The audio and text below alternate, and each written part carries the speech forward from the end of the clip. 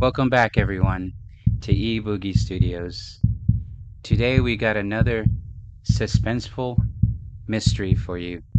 Hope you enjoy. Autolite and its 98,000 dealers bring you Mr. Herbert Marshall in tonight's presentation of Suspense.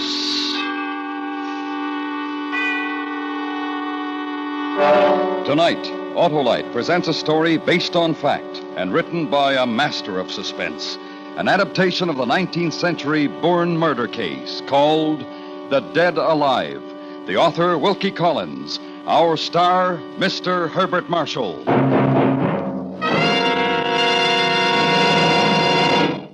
Hey, Wilcox, how you hitting them, kiddo? Hello, Stan. How's our bouncing, bantam, and brainy baseball manager? Feeling like a home run, Harlow. Purring along like a set of those Autolite spark plugs of yours. Yeah, couldn't understand you better, Stan.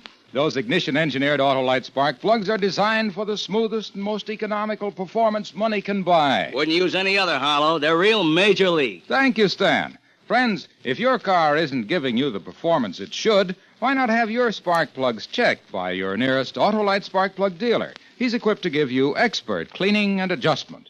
And if those spark plugs are worn or need replacing, he'll install a set of famous ignition-engineered Autolite spark plugs, either standard or resistor type. To quickly locate your Autolite spark plug dealer, phone Western Union by number and ask for Operator 25.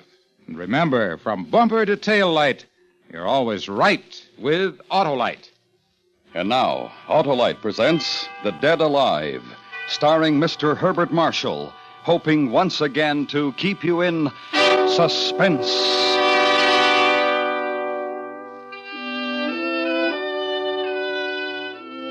How did the doctor put it to me back there in London? Your disease, Mr. Lefranc, is overwork. Your cure is rest. Your alternative is death. Nice choice of words there, but not to be ignored. For any excitement stirred sudden, unbearable pains in my head. The trip was restful, though the prospect of visiting a country just 5 years beyond a civil war was a little disturbing. The long-standing invitation of my mother's distant relative appeared to hold a promise of friendship and hospitality. The very thing for a nerve-ridden English barrister. I boarded a railroad car at Boston, which deposited me at Morvick Station. The countryside viewed from the station was as flat, as monotonous as any that the earth can show. If to be cured meant, in my case, to be dull, I picked the very place for the purpose. Mr. Philip Lefranc. Oh, yes, of course. You must be Cousin Silas. That's right. I didn't mean to startle you. No. I was fascinated by this very interesting countryside of yours. Let's start off on an honest footing. This view is uninspired, Philip. But it's good farmland. That's most important. Is this your luggage? No, just these bags. Here, I'll take the big one. That's all right. You carry the two small bags. Oh, but your hand, that bandage, it must be painful. It's just a scratch. He couldn't hurt me. The carriage is this way. Our ride to Meadowcroft Farm passed, for the most part, in silence. And silence seemed most appropriate as we drove through a grove of stunted, twisted trees. On the road ahead, a short, wiry little man walked towards the house. He glanced over his shoulder, then casually angled to let us pass. But something went wrong with our horse, for he swerved towards the man. Watch out! Hey! Oh, no. You nearly killed that man. Next time he'll move out of the way faster. But you led the horse directly at him. No matter. That man was John Jago, my overseer. Not a very nice man, Philip. Not nice at all. And why do you keep him? Unfortunately, Father left a controlling interest in this estate to my sister. And Letty feels that Jago can run things better than I can. That's still no reason. You might have killed the man. In which case I would have given him the sort of burial I'd give my dog. Not my favorite dog, mind you.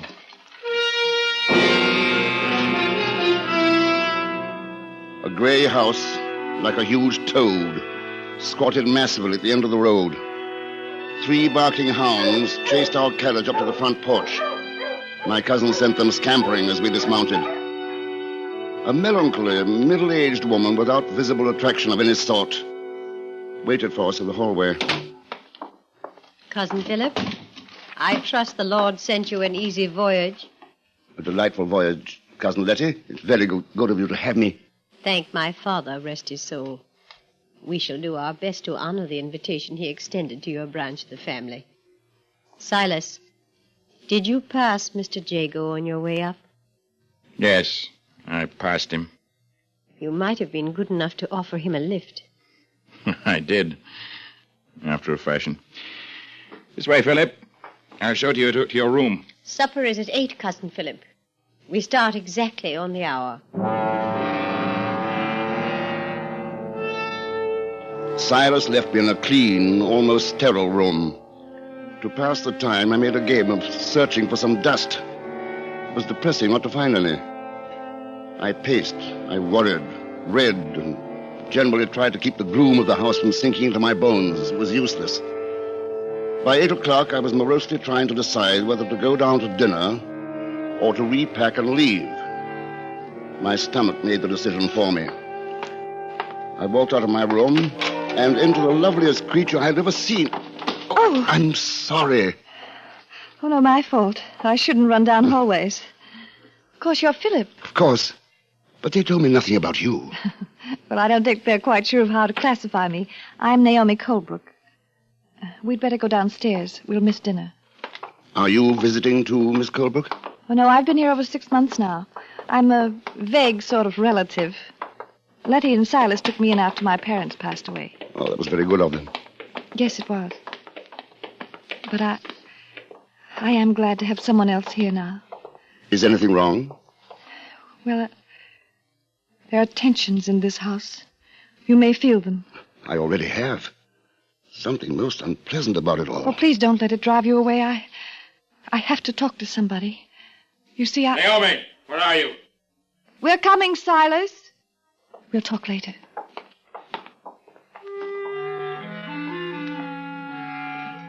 Dinner started off as a quiet affair.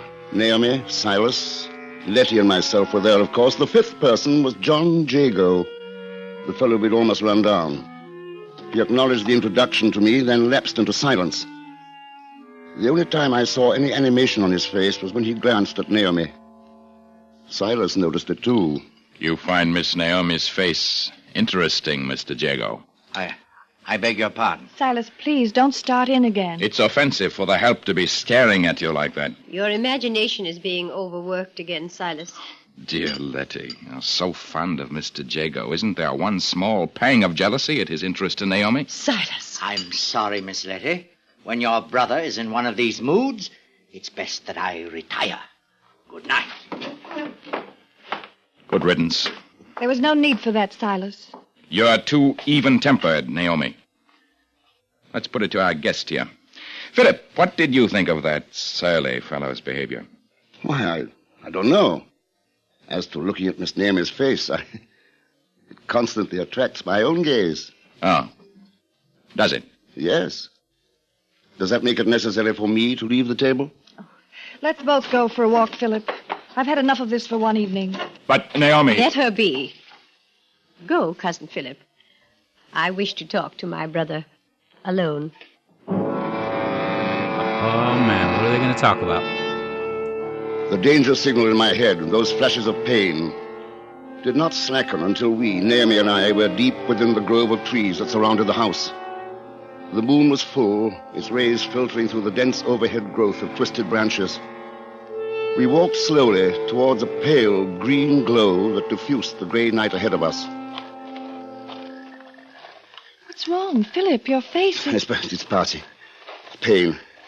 The doctor warned me to avoid excitement. Silas starts up with everyone. And he turns his anger upon poor Mr. Jago. Yes, they had a terrible fight the other day. Mr. Jago had to use a knife to defend himself. He won't bother me. I'm not too sure. He was furious with you at dinner. I refuse to allow anybody to interfere with the pleasure I take from your company. But, what's causing that green mist ahead? Oh, that's a natural lime kiln. They say it's been burning for centuries. There's a hypnotic quality about this green pit. I can't take my eyes from it. It terrifies me. I keep imagining what would happen if someone were to fall in there. Oh, they should put a fence about it. Philip, What? there, by the trees. Someone's watching us. Huh? Who's that? I hope I'm not intruding. What do you want, Mr. Jago? I don't wish to disturb you or this gentleman, but I must speak to you, Miss Naomi, in private. This is hardly the manner to approach, eavesdropping from behind a tree. Oh, no, sir. I've just been walking through this grove and came upon you, but I must talk to this lady. Well, won't it hold until tomorrow? It would be a great kindness on your part, a very great kindness if you'll let me speak before I rest tonight. Very well. We'll go back to the house. Not the house, miss. Why not? There are eyes and ears in the house, and footsteps so soft that no person can hear them. Then we'll speak here, where we can see all about us. Sir, if you don't mind.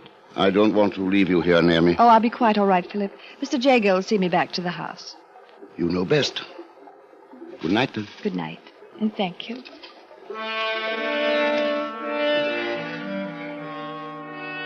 I slept but little that night. I wanted to leave. Get away from that wretched house. But the idea of leaving Naomi there all alone was unthinkable. With the dawn, I dressed and went down to the front porch. An angry sight met my eyes. Silas, holding his walking stick like a bludgeon and waving it at Jago, while the little overseer crouched before him like a snarling gamecock, the wicked blade of his knife flashing in the light. Stay back, I warn you. You warn me. I told you to stay away from her. She's not my style, Mr. Silas. You impudent beggar! Keep back! I've set my mark on you once. I may do it a second time. I'll crush your skull! Stop that! Here, Silas, give me that cane. Let me go! I said, give it to me. You meddling fool. He's gotten away. Just as well. He handled that knife with some knowledge. You wouldn't have fared well in that fight. You think not, do you, Cousin Philip? May I have my stick now? If you must have it. Here. Thank you. Now, I'd like to walk through the grove, unless you have some objection. So you insist on following him? We will finish this now, Jago and I. And this is a warning to you, Cousin Philip. Leave Naomi alone, or you may have some of the same.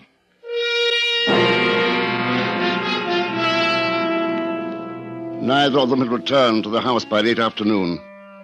Naomi stayed in her room all day. Cousin Letty sat in her rocking chair and knitted, her eyes never leaving the front door as she waited fearfully. The ugly premonition of violent death hung about the rooms. Finally, approaching footsteps, and we watched to see who would enter.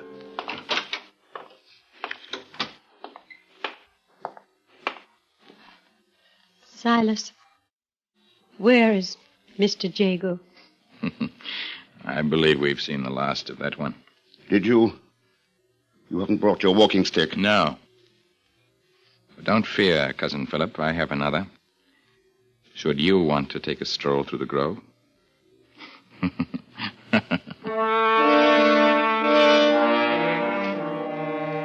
Much later that night, I sat in my room, fully dressed, trying to read. The wildest thoughts were skipping frantically through my mind. Was my cousin Silas a murderer? He had all but admitted it. And yet, someone was walking through the hall. A light, almost stealthy footstep. I opened my door as a wide-robed, ghost-like figure descended the stairway. It was Letty, her body rigid, staring blindly before her. It is dangerous to rouse a sleepwalker, so I followed. Out of the house, through the grove of trees, to the mouth of the lime kiln. She stood there, trembling in the green light. As she took one further step towards the kiln, I reached out and grabbed her shoulders. Stop! It's me! It's Philip! Letty, do you understand? Philip. He's there. Mr. Jago is there in the kiln. How do you know? He called to me. His voice, it came from there. That was a dream, Letty. You walked in your sleep. No dream. He's in there, I tell you. There's nothing we can do. Nobody could climb down into that pit to see. Over there, by the tree. A long pole with a mesh iron net. You'll see. Mr. Jago is in there. He told me so. And in the black of that night, I set about the macabre task of fishing the kill. Within the hour, I had brought up a partially burned walking stick, Jago's knife, and a small heap of charred bones.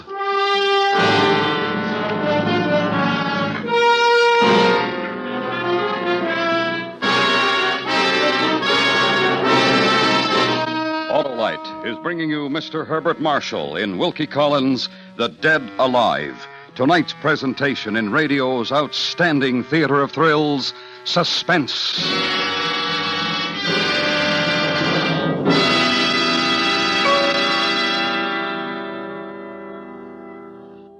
Hey, Harlow, you know I signed a whole new team. Yeah, Stan? Who are they? Why, a set of those Autolite resistor-type spark plugs, of course.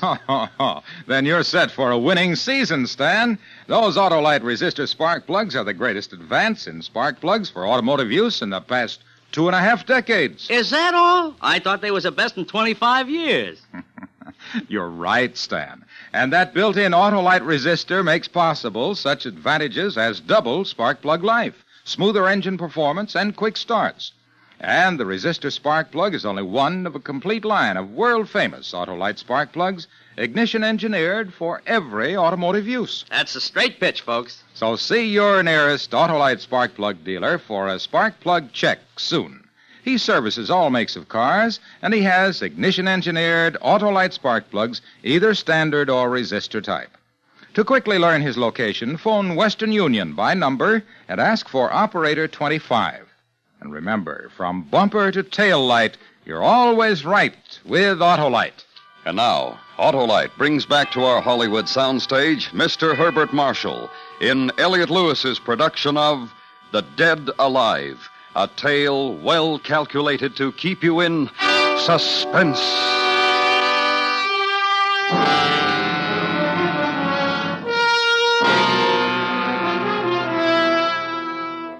On the parlor table were lying the walking stick, the knife, and the charred bones of John Jago. I'd roused Naomi and Silas, and now the four of us sat around the room, our eyes studiously avoiding the grisly pile before us. The light from the oil lamps failed to clear shadows from the dark corners of the parlor. And so we sat and waited for the silence to accuse. I didn't kill him. You have murder on your soul. Mr. Jago told me that, too. Oh, in your dream, I suppose. He never cared for you, Letty. Why do you carry on so about him? He was too shy to tell me. And now he never will. For you killed him. That is your stick, Silas. I stumbled near the kill. It fell in. And the knife and the bones, Silas. You killed him, Silas. And make the most of it. I'm going to bed. There's nothing more to be done tonight. We may as well all get some sleep. I don't think I'll ever sleep again. Or at least try, Naomi. Tomorrow we'll have to call in the magistrate. Aren't you coming, Letty? Oh, I'll stay here. With Mr. Jago. Letty, please. No. Leave her, Naomi. Come. Oh, Philip, why did it happen? You probably know best of all. I know nothing. No? What did Jago say to you the other night in the garden? The police will want to know.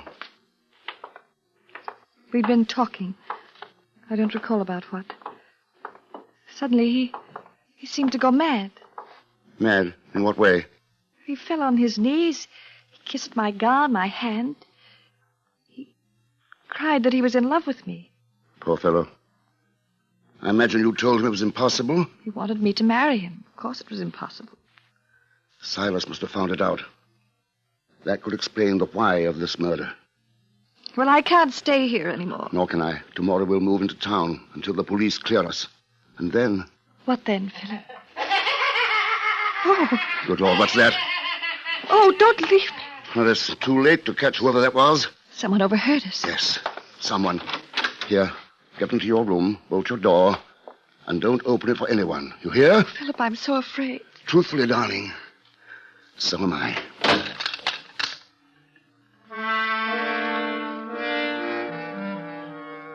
If ever a house was accursed, this was it. With madness or worse, mocking from every crevice and corner. In my room, I locked the door and went to bed. Sleep did not come easily, but it came. I must have just dropped off when some inner sense warned me of a presence in the room. Something was gliding quietly towards the bed. I half opened my eyes and caught the dark shadow of movement and the momentary flash of metal. I rolled out of bed as a knife slashed into the mattress where I'd been lying. My assailant followed me, slashing, hacking at the pillow, the chair that I held before me. I tried to get out of the door. It was still bolted. I slipped the bolt, and the shadow rushed, driving me back. In terror, I threw a lamp and hit someone. It was suddenly over. The knife wielder had gone.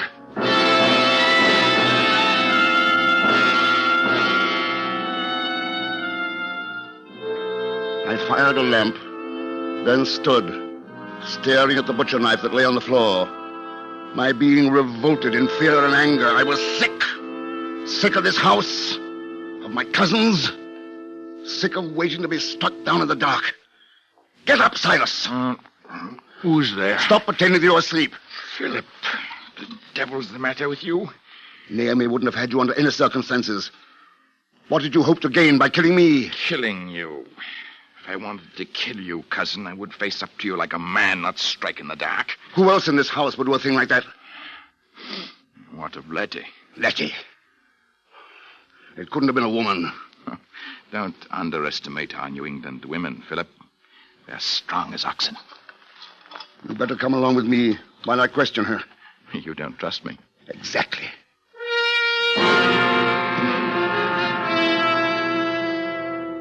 Letty was still in the parlor, staring at the bones of her dead lover, sitting stoically in her chair. Something had changed her, though. There was an ecstatic look about her, and for the moment her face was almost pretty. Letty, someone just tried to kill me. I know. How do you know? Mr. Jago told me you were going to die. She won't grasp the fact that John is dead. Oh, yes, I know he's dead. But now he's closer to me than ever. He comes to see me and talk to me.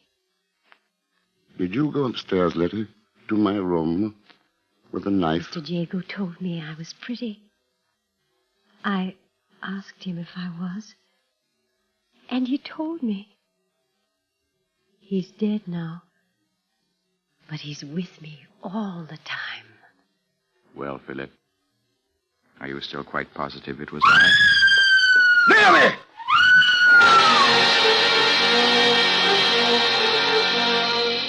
I ran up the stairs, Silas at my heels.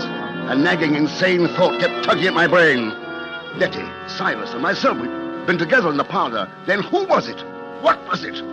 What horror was attacking Naomi in her room? Naomi, open this door! It's me! Naomi! Philip! Naomi, are you all right? Stand back! I'm going to break it open!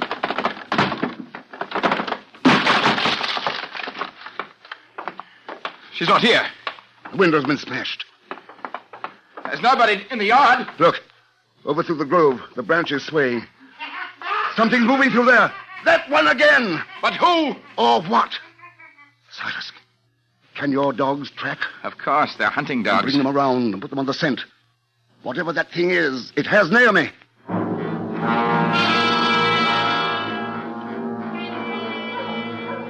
The dogs picked up the scent and ran, baying into the tree grove. Silas and I, lanterns spraying yellow light through the darkness, followed. Somewhere ahead, there was something, man or monster, without a mind. Suddenly, at the lime kiln, the dogs stopped howling. We saw Naomi, lying by the edge of the pit. I knelt beside her, feeling the life beat feebly through her pulse. And then, another feeling. The air, departing behind me. As something crept towards my back, something poised to push me into the kiln. I turned sharply, and a shadow flowed backwards, crossing to the opposite side of the pit.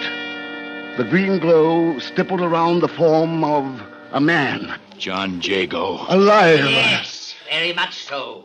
Though it would have been nice to have Mr. Silas hanged for my murder. Your plans for me were very much more direct. I would kill for Miss Naomi, not just talk like Mr. Silas. You think she'd ever look to you? Someday, Mr. Silas, with you and your cousin dead. Oh, my, yes. And I would return, feigning loss of memory. It can't work now, John. You best come along with us. Oh, take me, sirs. Come over here. I'll be glad to. Wait, Silas. He's too close to the pit. A slip and we'd all be in. Try, please. I'm a match for you both. Mr. Jago, I hear you. I'm coming, Mr. Jago. No. Stay back, Letty. I have no use for you anymore. You said I was pretty, Mr. Jago. You said that to me. Letty, don't go near him. Keep away, you stupid, ugly woman. No. You didn't say things like that in the lime kiln. In the kiln. Letty! Keep back. Keep back, Mr. Jago! Letty! They're both gone. Poor devils.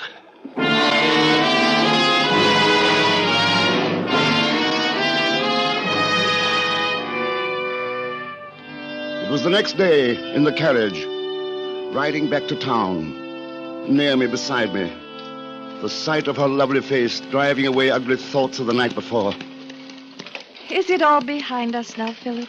All that hatred? It's finished, my darling. There's just you and I and our future together. A peaceful future. We'll have to watch your nerves. Nerves? Oh, my Lord. In the excitement, I forgot all about it. But the excitement might have killed you. Killed! It cured me. That doctor was wrong. My life was too dull. Then excitement is what you need. Yes. I've been thinking about our honeymoon. There's a wonderful old castle on the Rhine. They say it's haunted.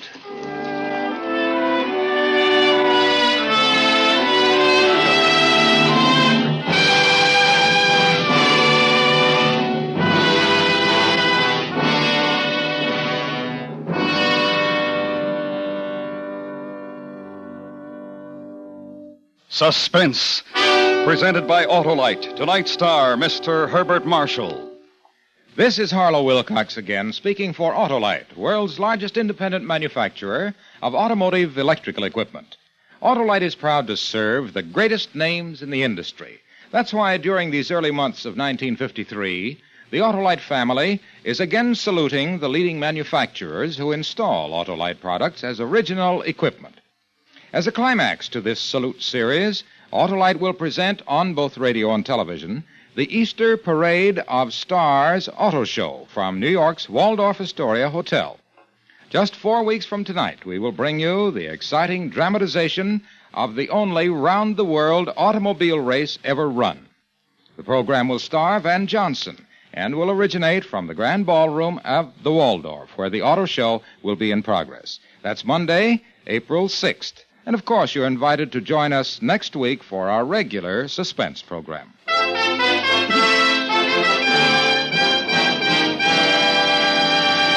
Next week, a story about heroism as we document the attempt of 3 brave men to conquer the mountain. Our star, Mr. John Hodiak. That's next week on Suspense. Suspense is produced and directed by Elliot Lewis, with music composed by Lucian Morowick and conducted I want to by thank Lud everyone Gluskin. for listening The Dead in Alive today. was adapted for Suspense by I Sam hope everyone Rawl enjoyed from it, a story by Wilkie Collins. like I did. In tonight's story, I want to thank Mary my Jane friends Croft from is heard as Tito's Naomi, Vodka. Lamont They have Johnson 2 as Silas, programs Jeanette going on right Nolan now as where you Letty, can win and Joseph some Kearns awesome as cool Mr. prizes. Jago. Herbert I've added on the Marshall can QR currently be seen codes in the RKO up there, production so Angel take Face. advantage of them. And once again, This guys, is the CBS like and Radio subscribe. Network. Send me a comment. Doesn't matter if it's positive or negative. I'm all for it. I love you guys, and I'll see you next time. Peace!